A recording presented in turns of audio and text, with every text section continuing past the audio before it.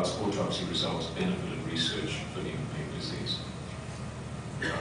Obviously, I can't answer that question for an individual. I think that I would say in general, and I'm sure my colleagues would like to comment, that this is precious material, and that if this is made available to researchers, this can provide extremely important information, because human brain tissue is not the same as mice or cats.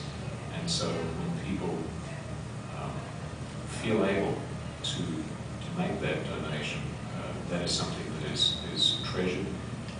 And I think I can say that I'm sure that it would have been used and benefited the whole community. I can't obviously answer for any individual case, and one would need to talk to the researchers involved. There is a bank that's being developed, but I would answer in those general terms. Perhaps my colleagues would like to comment as well.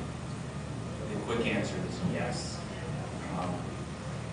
I can tell you that in my lab we're looking at proteomics, or proteins, in mouse brain, looking over time to see if there's proteins that are different in control mice and mice that have NPC.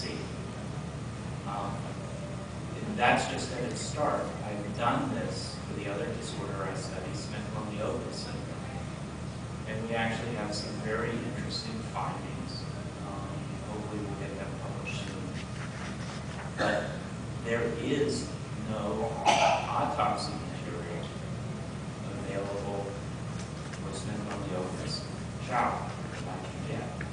So I don't know whether what I'm finding in the mouse is true in the children. And it's actually a finding that could have therapeutic implications, or potential therapeutic implications. So if that resource base is invaluable, extremely invaluable. It's an unbelievable donation by even patients and their families. And it's really future research. You can't necessarily say what we do now, but it's future research is invaluable. And just a comment, it has been invaluable in the past, because we've learned a lot of things already. We know that the human disease is not the same as the mice in certain respects. Mice, for example, don't have neurofibrillary tangles, which humans have. There are differences, and it's important to understand that. There has been some discussion recently on both our listserv and website about opportunities to donate tissues, either from currently living patients or at time of death. And if you go to the website, both Coriell Institute, Research Institute in Camden, which is a cell repository, and the Brain and Tissue Bank for Developmental Disorders at the University of Maryland has available information about donation of tissue samples and organ samples. Again, that's on our website. I just wanted to make one comment on the tissue samples.